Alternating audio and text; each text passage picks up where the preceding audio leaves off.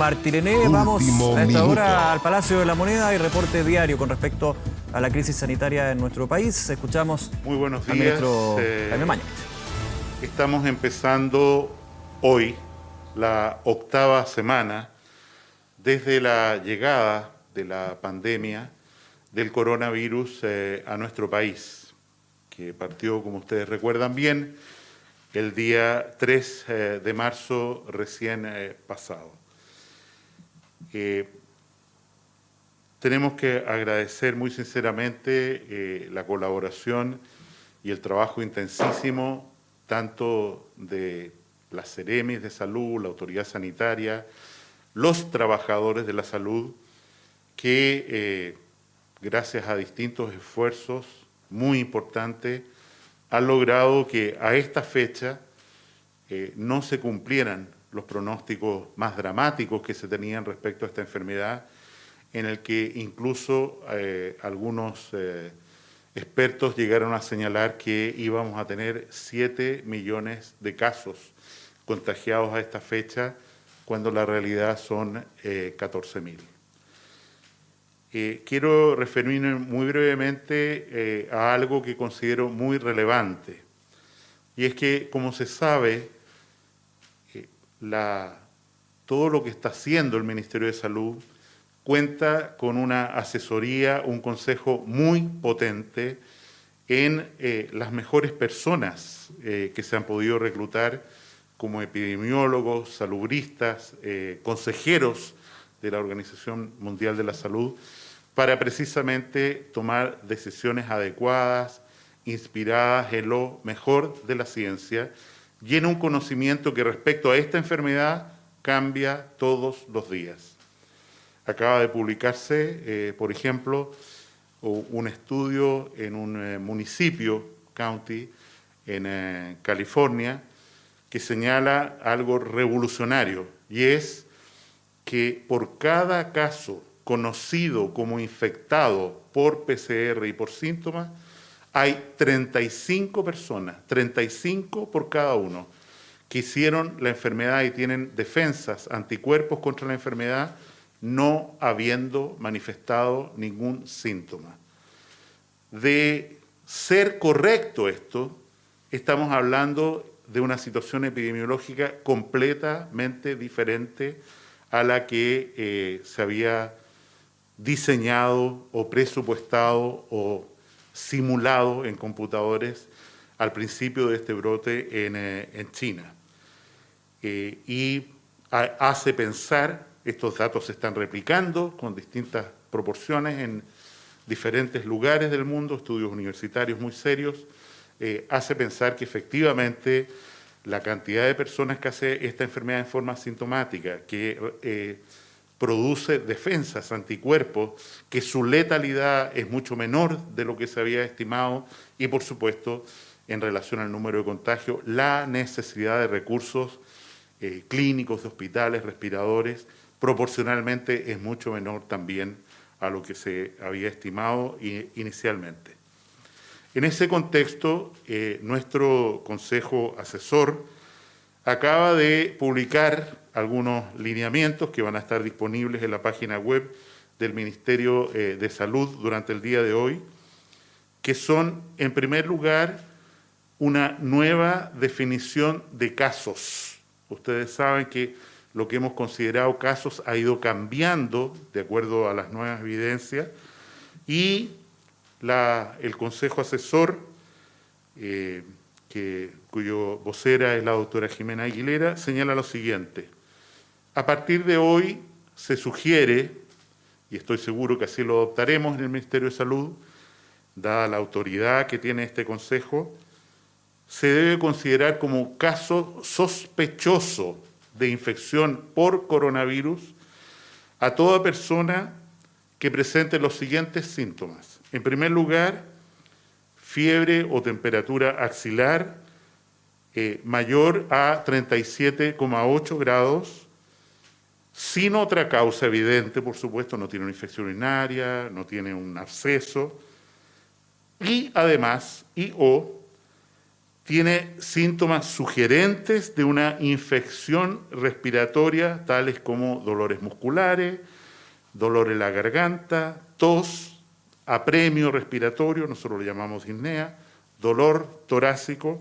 postración, decaimiento, cianosis, que es la falta de oxígeno, el color azulado del borde de las orejas o de los dedos, diarrea, muy importante, y una respiración apurada, jadeante. O 3, alteración aguda del sentido del olfato o del gusto, que ya está establecido como un síntoma relevante para considerar y para preguntar en esta infección. Entonces, el Consejo Asesor dice, queremos redefinir quienes que se presenten a un recinto asistencial deben ser considerados como casos sospechosos. Y el mismo Consejo Asesor, perdón que me extienda, pero esto tiene una importancia radical para nuestro entendimiento y manejo de esta enfermedad, dice ya no sospechoso, sino que vamos a entender como un caso confirmado. O sea, usted está sufriendo una infección por coronavirus. En primer lugar, una persona que tiene algunos de los síntomas que hemos señalado y que tiene un test de PCR positivo para SARS-CoV-2, primera condición, tiene los síntomas y tiene un examen de polimerasa en cadena positivo que se toma durante los primeros días de la enfermedad. En segundo lugar, como opción, caso sospechoso que tiene imágenes características en el escáner de tórax, o sea, valida una imagen radiológica con algunas características que ya están estandarizadas internacionalmente como un caso positivo, comprobado para coronavirus.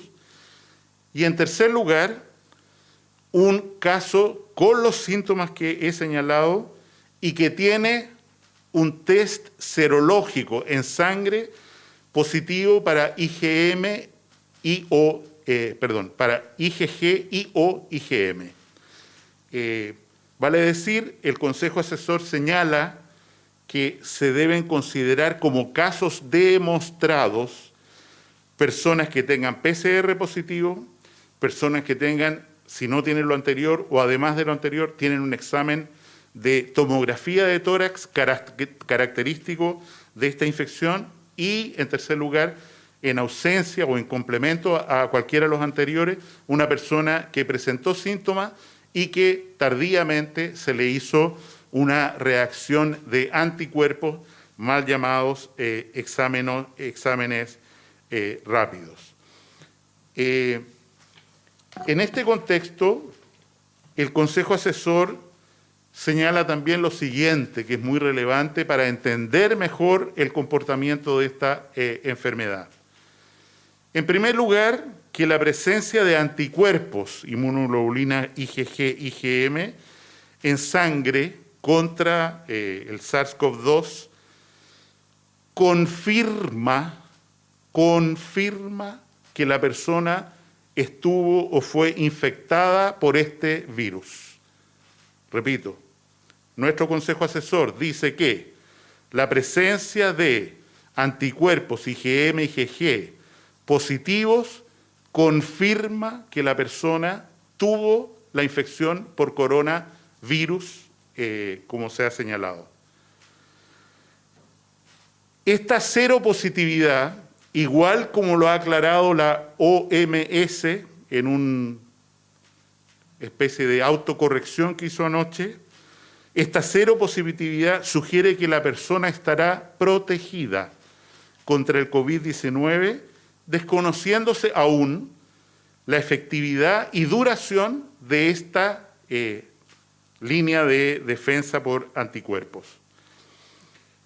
En ese sentido, señalan que la documentación disponible hoy día permite concluir que el 99% de las personas que hizo la infección va a ser capaz de levantar anticuerpos IgG a los 21 días desde que inició la infección y que esta positividad aumenta desde 50% el día 7 a prácticamente 100% el día 21, lo que significa que mientras más tarde se haga el examen, más probabilidad de tener un verdadero positivo.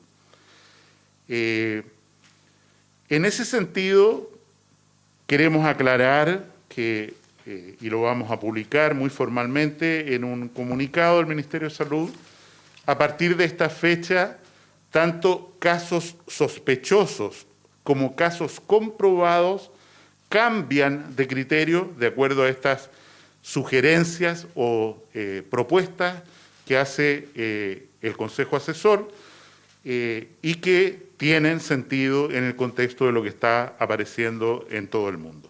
Sin decir más, dejo con ustedes a la doctora Paula Daza para dar cuenta del informe del día de hoy, que insisto, es el día en que iniciamos la 8ª semana desde el inicio de este brote epidémico en nuestro país.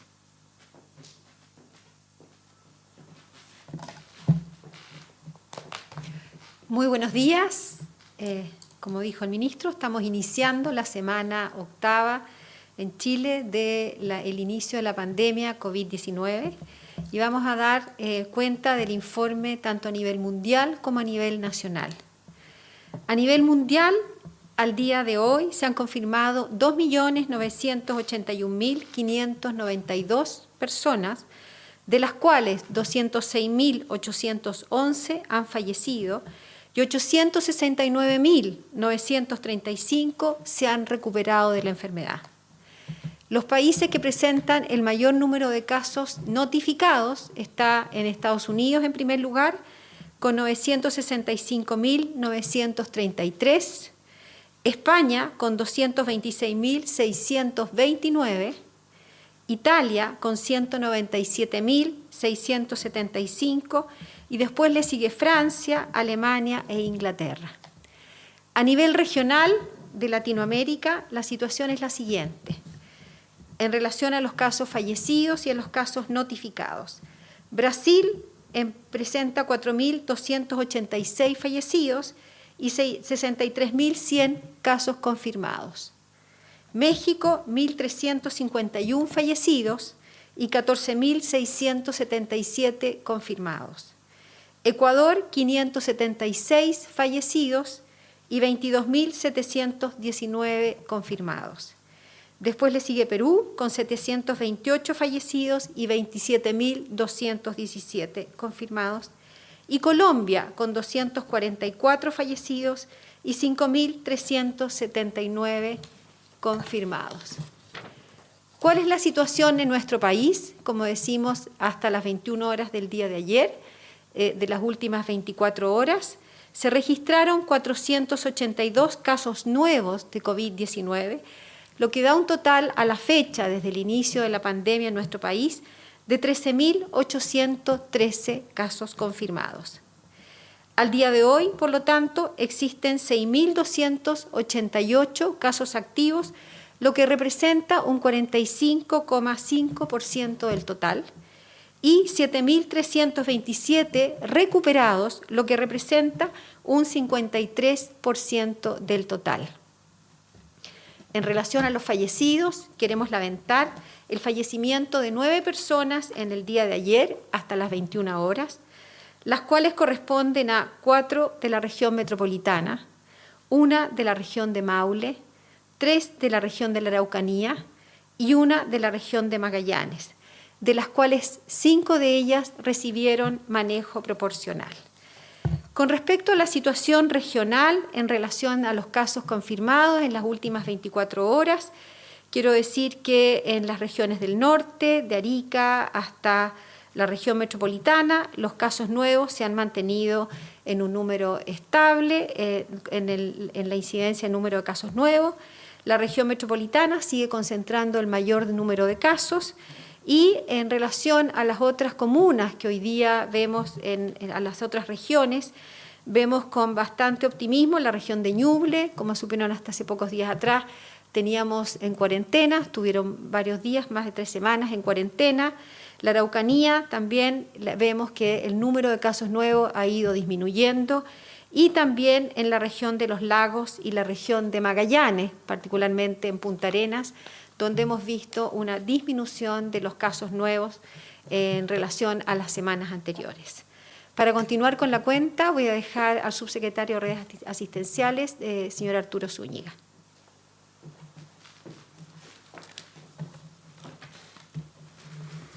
Muy buenos días. La situación en cuanto a cantidad de pacientes hospitalizados en unidades de cuidado intensivos se mantiene estable. Hemos visto que ya llevamos cerca de 10 días en torno a los 400 pacientes. El día de hoy se encuentran 426 de ellos en unidades de cuidados intensivos. De estos 426 hay 325, es decir, 3 de cada 4 se encuentran con ventilación mecánica y 81 de ellos se encuentran críticos. En cuanto a la situación de ventiladores disponibles, es decir, que no están siendo ocupados por algún paciente y que se pueden trasladar a cualquier centro hospitalario del país, sea público o privado, para poder atender de buena forma a quien lo requiera, tenemos al día de hoy 592 ventiladores mecánicos disponibles. Esto obviamente está incluido con los 72 ventiladores que el presidente Sebastián Piñera recibió el día sábado. En cuanto a la cantidad de exámenes realizados las últimas 24 horas, tenemos 5.260 exámenes, acumulando 161.235 exámenes con una positividad de un 8%. Hay que recalcar que hemos tenido un aumento de la realización de exámenes durante las últimas semanas y esto obviamente es bastante bienvenido en cuanto a poder mantener una tasa de positividad de acuerdo al 8%. Eso es cuanto al informe diario del día de hoy. Quisiera ceder la palabra para poder recibir sus preguntas y poder responderlas de la mejor forma posible.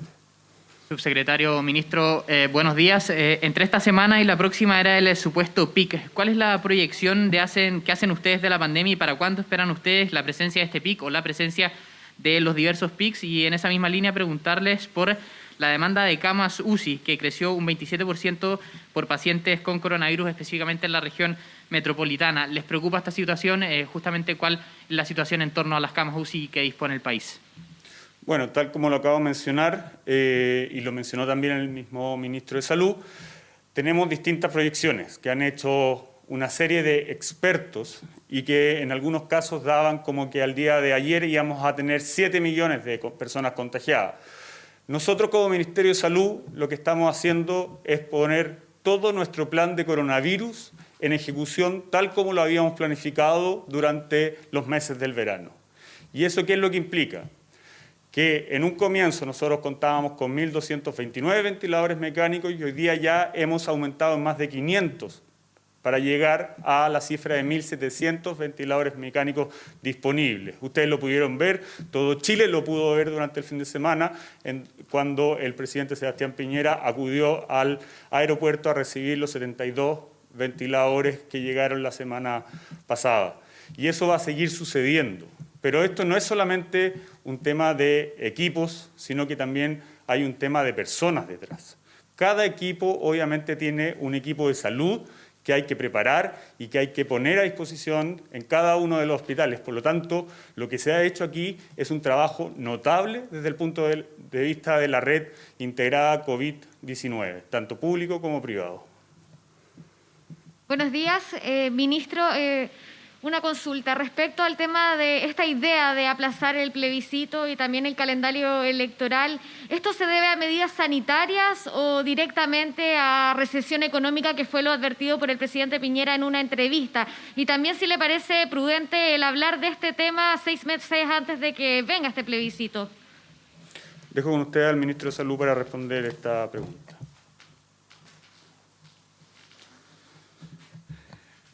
Efectivamente, como se ha señalado durante el segundo semestre de este año, nuestro país tiene que enfrentar, tienen que producirse múltiples manifestaciones de voluntad ciudadana, elecciones y, por supuesto, el plebiscito al que se hace alusión.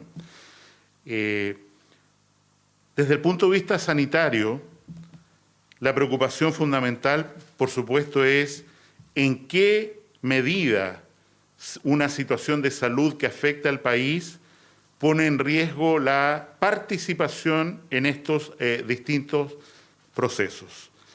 Nosotros no podemos anticipar como salud cuál va a ser la situación durante ese segundo semestre, pero evidentemente si los pacientes no van a un servicio de urgencia hoy, desgraciadamente, cuando tienen necesidad de ir por temor al contagio por coronavirus, nos preguntamos cuál va a ser el riesgo de que haya personas que se priven de concurrir a un acto de manifestación ciudadana, de entender la voluntad popular cuando esté todavía este temor. Y en ese sentido nuestra respuesta es bastante difícil. ¿Por qué? Porque va a depender enormemente de las circunstancias epidemiológicas que tengamos en ese momento y sobre todo cuál sea la percepción de la gente respecto a la evolución de la pandemia. Respecto a la temporalidad de esto, corresponde más bien a los ministros del sector político manifestarse sobre ello, pero quiero decir claramente que estas decisiones requieren conversación, requieren consenso, requieren diálogo, y algunas de ellas se tienen que tomar a más tardar en un mes más, porque después ya se gatilla el proceso de propaganda, de información y todo lo que ello significa. También quiero enfatizar, solo desde el punto de vista sanitario, que cuando nosotros nos encontramos en una fase 4, vale decir, de difusión extensa a través de la comunidad de los contagios, nuestra mejor aspiración, todo nuestro esfuerzo está de regresar de una fase de mitigación, o sea, uso de respiradores, tratamiento intensivo, hospitalizaciones, a una fase de contención. Es lo máximo a lo que nosotros podemos aspirar en este momento, y por contención, haciendo uso de una expresión que ha sido confusa, tenemos que entender que esa fase de contención implica una nueva normalidad, una normalidad distinta, en que medidas de aislamiento social, lavado de manos, uso de mascarilla, etcétera, se van a prolongar por muchos meses.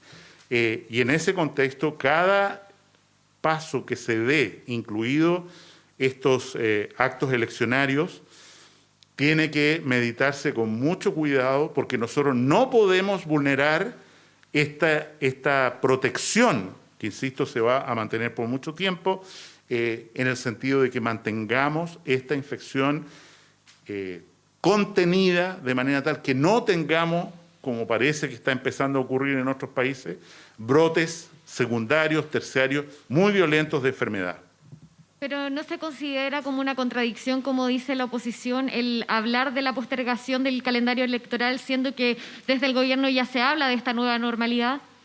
Yo creo que, insisto, no nos corresponde a nosotros como salud hablar del diálogo entre el sector político, los ministros políticos de nuestro gobierno y el Parlamento, que tienen que llegar a un acuerdo en todas estas materias, pero encuentro meritorio que opiniones más, opiniones menos, se inicie una conversación respecto a estos temas. Ministro, muy buenos días. Respecto a las dudas que hay con este carnet COVID o este pasaporte de inmunidad que ha hablado la OMS, la propia Organización Mundial de la Salud ha tenido ciertas contradicciones respecto de eso. De hecho, hoy hay una aclaración donde habla de anticuerpos. Sin embargo, ayer se nos decía que el gobierno chileno nunca ha hablado de inmunidad. Sin embargo, usted el 16 de abril sí hablaba de que se podía generar inmunidad, incluso usted hablaba de un año. Entonces, ¿ha ido cambiando ese discurso? ¿Cuál es la aclaración que se puede hacer? Y para los subsecretarios, si también nos pueden dar las cifras respecto de los funcionarios de la salud y el coronavirus. Respecto a lo primero, como hemos señalado una y otra vez, y acabo de leer el pronunciamiento de nuestro grupo de expertos en esta materia, y también tal vez vale la pena que ustedes recuerden lo que señala en el día de ayer, en la noche, la Organización Mundial de la Salud, donde señala algo que es relevante, y es, estamos de acuerdo, estoy parafraseando, dice la Organización Mundial de la Salud, que efectivamente la infección por coronavirus y el testeo mediante anticuerpos puede certificar primero un carnet de alta, que la persona tuvo la enfermedad y que en ese sentido ya no tiene mérito que, por ejemplo, si estuvo en contacto con alguien y no sabe si tuvo o no tuvo la enfermedad, sepa que sí la tuvo, y eso, insisto, para la tranquilidad de las personas representa una enorme validez. La Organización Mundial de la Salud se enfrenta a iniciativas muy diversas en distintos países. Yo quiero reiterar lo que señalé en la reunión que tuvimos con ellos, con la organización, el día lunes de la semana pasada, martes, perdón.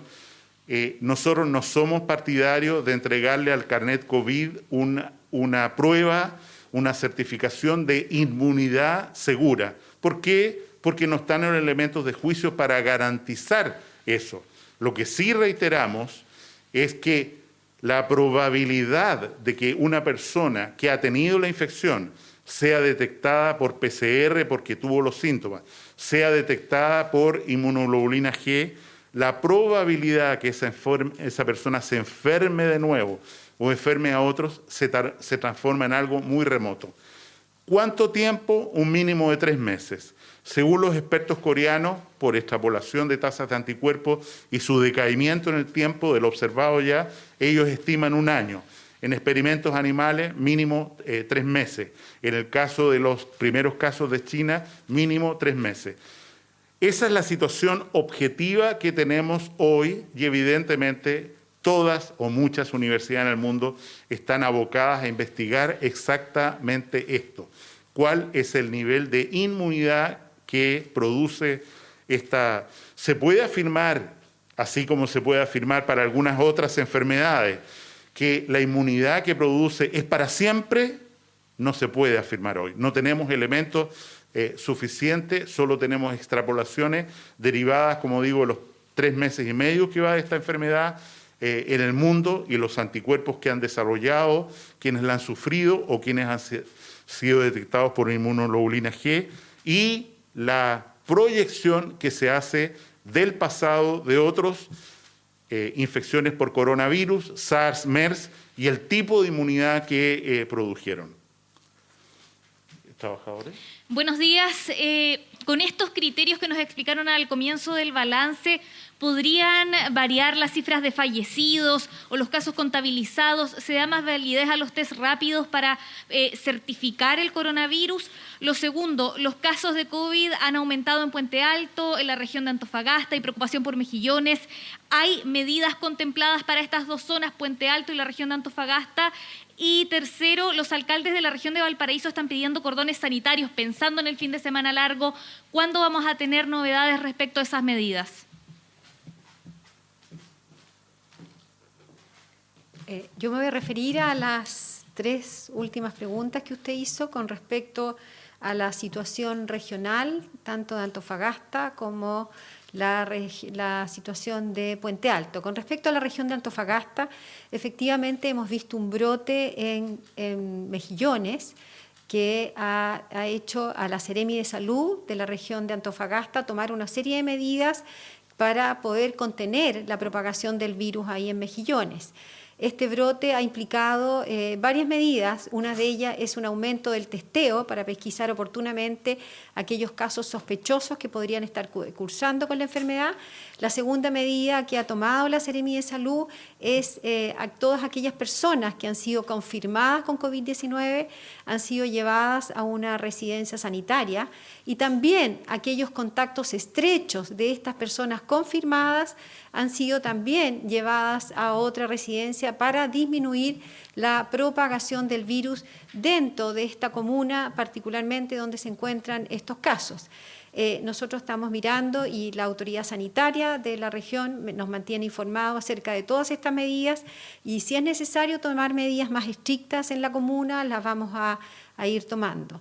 Con respecto a Puente Alto, efectivamente en Puente Alto el número de casos ha aumentado, eso ustedes lo pueden ver en el informe epidemiológico. Quiero reiterar que Puente Alto hoy día se encuentra con una cuarentena total de hace varios días atrás, o sea, es una de las medidas más estrictas para contener la propagación de este virus. Y también es importante decir que en Puente Alto también este número ha aumentado porque hubo un brote en un recinto penitenciario que hizo aumentar el número de testeos. Ahí se hicieron más de 300 testeos para pesquisar no solamente los casos sintomáticos, sino también a los casos asintomáticos. Quiero decir que en Puente Alto se encuentra en cuarentena una parte de la región, de la comuna. Sin embargo, nosotros miramos todos los días y, como ustedes saben y hemos dicho, los criterios para poner una parte de la comuna o la comuna completa son el aumento del número de casos por población.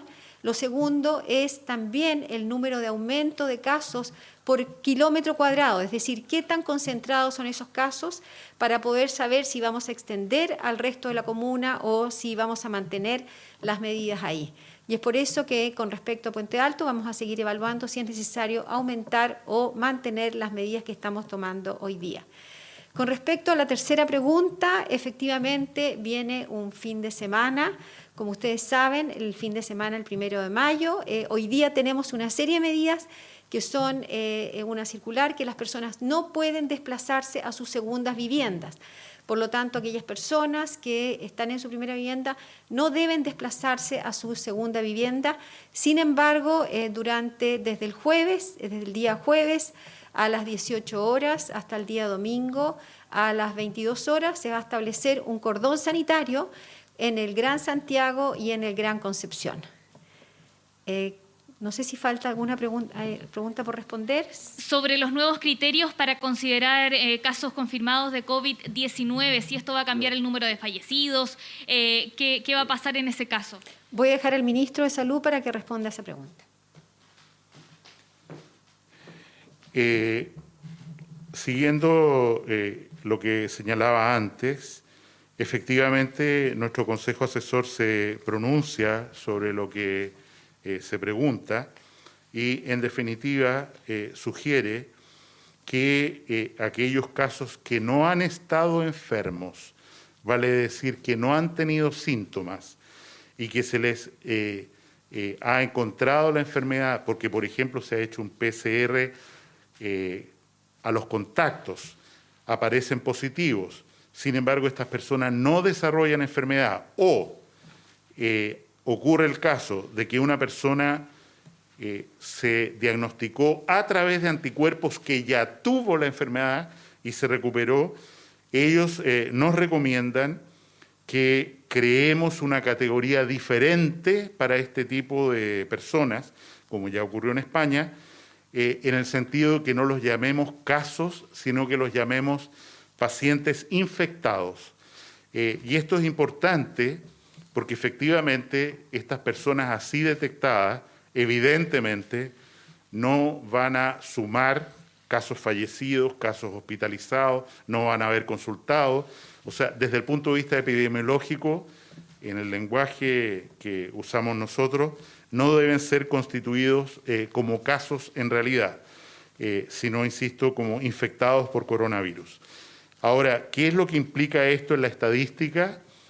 Lo probable es que nosotros, en la medida en que masifiquemos, como va a ocurrir, y muchas empresas lo hagan también, los exámenes de anticuerpos durante las próximas semanas, nosotros nos encontremos con un número relevante, no menor, de personas que, de acuerdo a la experiencia internacional, de personas que tuvieron la infección que vamos a declarar como infectados por coronavirus, pero que no van a constituir casos, no van a constituir aumento en las hospitalizaciones, dado que, insisto, ellos retrospectivamente no tuvieron ningún síntoma y por lo tanto no manifestaron ninguna necesidad en salud.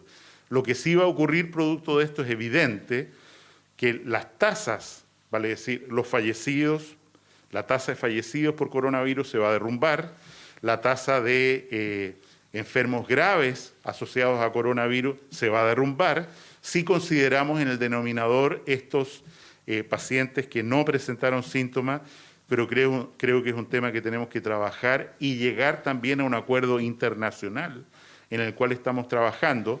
España ha tomado la decisión ya de no declararlos como casos, pero creo que se necesita un consenso a través de la Organización Mundial de la Salud de cómo definir exactamente el nombre de estos casos y qué valor epidemiológico tienen para no hacer una cosa distinta en un país que en otro. Subsecretarios, quedó pendiente ante el tema de la cantidad de personal de salud infectado y ministro, para usted, si le puedo presentar la pregunta de inmediato, el tema con este cambio de criterio, si es que se va a aumentar la cantidad de PCR que se está haciendo hoy día, incluso un estudio de la OSDE dice que Chile no está dentro de los puestos más altos de cantidad de PCR por cada 1.000 habitantes, y cómo se va a tomar también a estos casos indeterminados, como ocurre en un hogar hoy día de adultos mayores en Quilicura, donde hay pacientes que se les aplicó el PCR, pero quedan con esta categoría de indeterminados. Bueno, en relación a los exámenes de PCR y ese ranking que usted menciona de la OSD, es lógico. ¿Por qué es lógico? Porque la mayor parte de los países de la OSD son del hemisferio norte. Países que llevan bastante más tiempo que nosotros con la enfermedad, por lo tanto han podido realizar un mayor número de exámenes. Cabe recordar que nosotros hoy día estamos realizando un promedio de 6.000 exámenes diariamente y tenemos una capacidad para poder aumentarla inmediatamente a 12.000 exámenes diariamente. Por lo tanto, tenemos la capacidad para seguir aumentándolo, sobre todo ahora con la nueva definición de casos sospechosos recomendada por la Comisión de Epidemiología del Ministerio de Salud. En relación a la cantidad de personas, trabajadores de la salud que están contagiadas, nosotros tenemos aproximadamente 1.300 personas que han sido contagiadas, de las cuales se encuentran en cuarentena al día de hoy un poco más de 700 personas. Tal como ha ocurrido en la ciudadanía en general, hay un porcentaje de personas que después de 14 días se recuperan y esas personas obviamente no están contabilizadas en los 700. Quería dar las gracias por sus preguntas y que tengan un muy buen día. Gracias.